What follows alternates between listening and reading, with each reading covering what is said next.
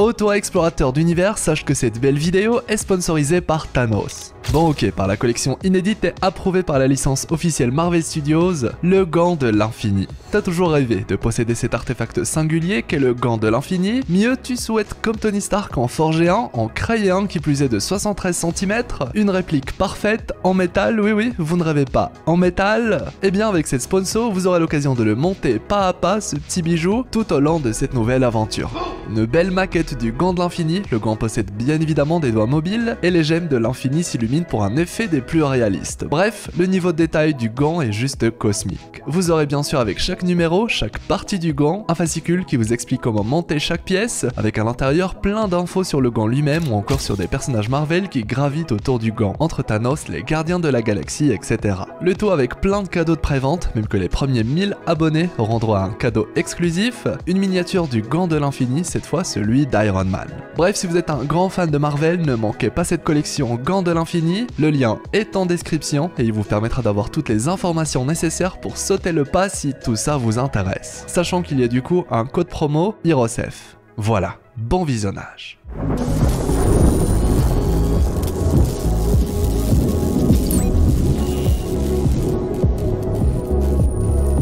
Bon, Doctor Strange in the Multiverse of Madness est là dans quelques jours à peine. Et les nombreuses rumeurs qui parlaient d'une équipe secrète de super-héros présente dans le film se sont confirmées, notamment avec l'un des derniers trailers du film où le terme Illuminati est prononcé. C'est en quelque sorte la confirmation ultime. Doctor Strange va bel et bien croiser ce groupe de super-héros, l'occasion pour nous aujourd'hui de dédier une vidéo à ce groupe de héros iconiques dans les comics, et vous allez voir que beaucoup de choses sont très importantes et intéressantes à savoir sur eux. Sortez vos costumes de super-héros, installez-vous confortablement et explosez le pouce bleu avec le gant de l'infini. Je suis HeroesF et aujourd'hui, on parle enfin et comme il se doit du groupe de super-héros Marvel, Illuminati. Bon visionnage.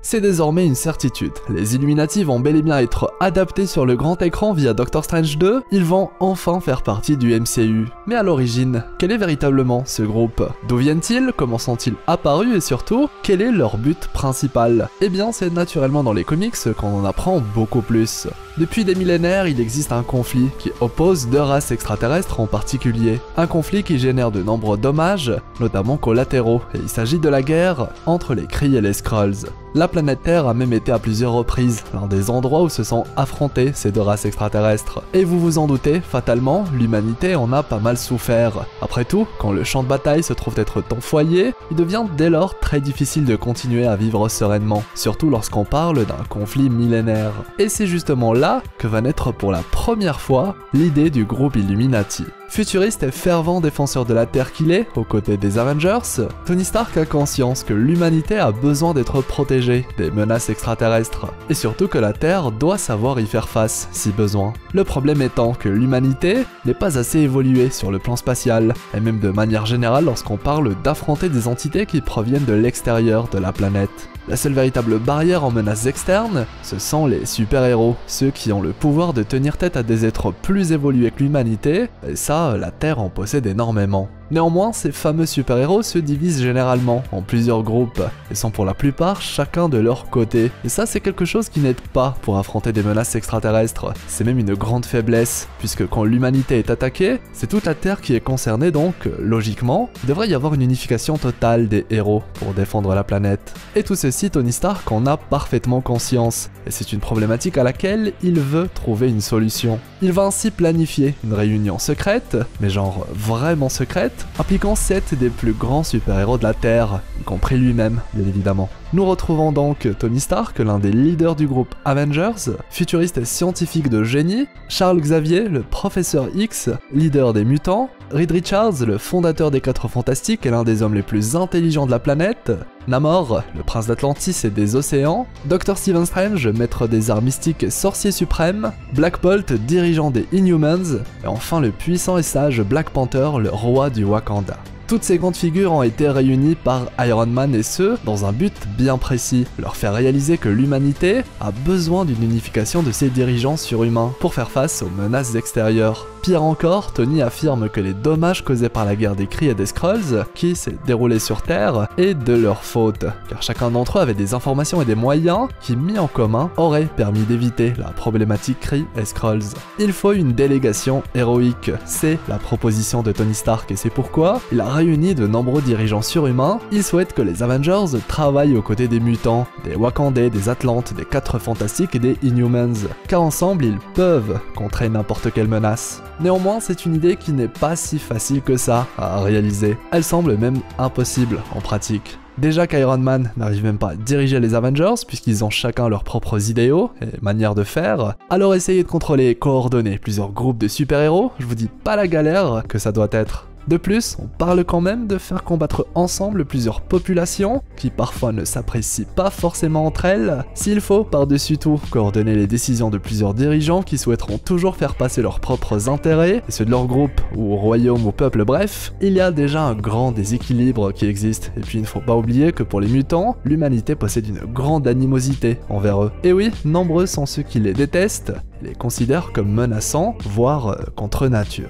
Dès le départ, s'associer à un groupe de mutants, c'est le meilleur moyen de créer des tensions inutiles. Enfin, il ne faut pas oublier tout l'aspect moral et politique. Il y a des héros douteux chez les Avengers et qui sont pointés du doigt par beaucoup. Il y a des mutants malveillants qui desservent la cause des X-Men et qui provoquent beaucoup de mal. Le frère de Black Bolt a aidé l'invasion Kree sur la Terre, alors qu'en est-il de la relation entre les deux frères et celle du groupe? Que penseraient les gouvernements d'une telle unification, etc., etc., etc. Tant de problématiques à la suite d'une telle union. À moins que, car oui, une solution existe, faire de ce groupe spécial un groupe privé, une alliance occulte dont personne ne soupçonne l'existence, afin de se partager des informations et agir dans l'ombre en cas de besoin et prévenir contre des menaces futures. Mais du coup, comment faire confiance aux autres membres? Eh bien, il se trouve que dans le lot, il y a un certain Charles Xavier, le héros le plus puissant sur le plan psychique. Et l'un de ses pouvoirs, c'est justement de savoir si quelqu'un souhaite trahir le groupe ou complote contre les intérêts des autres. C'est ainsi que le groupe des Illuminati sera créé, le début d'un chapitre bien particulier dans la vie des super-héros de la Terre.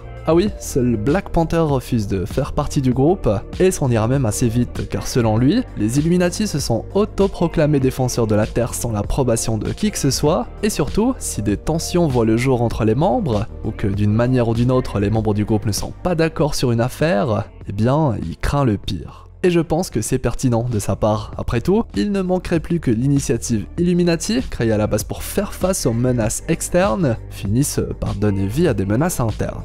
Les débuts du groupe des Illuminati n'ont pas été glorieux, cela a même été très compliqué. Très peu de temps après la guerre des Kree et des Skrulls, le groupe a décidé d'intervenir directement face à l'empereur des Skrulls, histoire de montrer que la Terre avait des moyens de riposter avec cette nouvelle unification des héros et aussi qu'il ne tolérerait pas une autre guerre sur la Terre. Toujours dans cette optique de prévoir l'avenir et éviter d'avance des conflits qui causeraient de nombreux dommages à l'humanité. Et le problème, c'est qu'ils feront tout l'inverse, puisqu'au final, les Illuminati, après avoir défié l'empereur, n'arriveront pas à s'échapper et se feront même attraper par la nation des Skrulls. Ces derniers, qui sont des êtres très avancés technologiquement parlant, et notamment sur l'aspect génétique, du fait qu'ils peuvent prendre l'apparence d'autres êtres vivants, eh bien les Skrulls vont donc étudier les Illuminati en long et en large, que ce soit leur pouvoir, leurs gadgets, bref, tout ce qui les rend si uniques et puissants. Et c'est là que c'est très intéressant puisqu'en voulant se prévenir de possibles futurs conflits concernant la Terre, les Illuminati vont au final donner les moyens aux Skrulls de revenir plus tard plus puissants que jamais, puisqu'à cause de leur escapade, les Skrulls créeront des soldats d'élite munis des pouvoirs des Illuminati, des pouvoirs qui ont été étudiés et assimilés par cette race extraterrestre.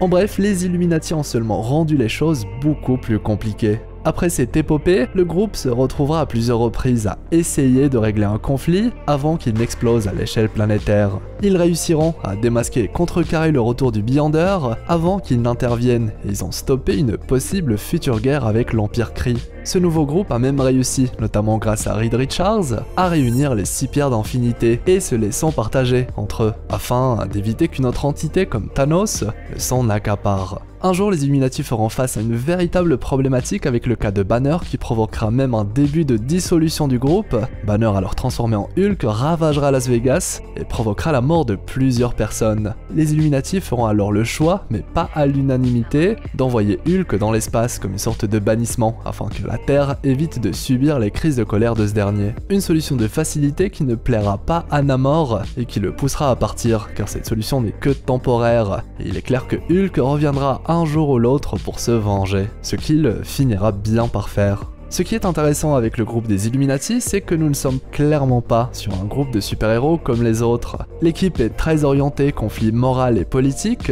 et le dénouement de leurs actions se traduit toujours par un résultat qui concerne le futur, puisqu'ils veulent avant tout prévenir les conflits avant qu'ils ne voient le jour ou ne dégénèrent. Mais comme on l'a vu, leurs plans ne sont pas infaillibles, que ce soit concernant la guerre Skrull-Kree ou le cas de Hulk. Néanmoins, quand ils réussissent, ils permettent véritablement dans le plus grand des secrets de protéger l'humanité de certaines menaces, comme le Beyonder qui quittera l'univers après l'intervention des Illuminati, ou encore Nor-Varr qui décidera de faire avancer l'humanité vers le progrès plutôt que de leur déclarer la guerre. Pour une adaptation dans le MCU, il est certain que nous retrouverons cette même base pour le groupe, à savoir essayer de prévenir et non guérir. En d'autres mots, régler un problème avant qu'il ne pointe le bout de son nez, sans que personne ne sache qu'ils ont été là pour protéger l'humanité dans l'ombre. Du peu qu'on a vu, et contrairement aux comics, les Illuminati version MCU semblent orientés multivers. Il est clair qu'ils ont dû stopper plusieurs catastrophes avant qu'elles n'arrivent. Et avec les événements de Spider-Man No Way Home, on comprendrait beaucoup mieux pourquoi Strange et America Chavez se font arrêter par les Illuminati qui chercheraient à solutionner le problème à sa source,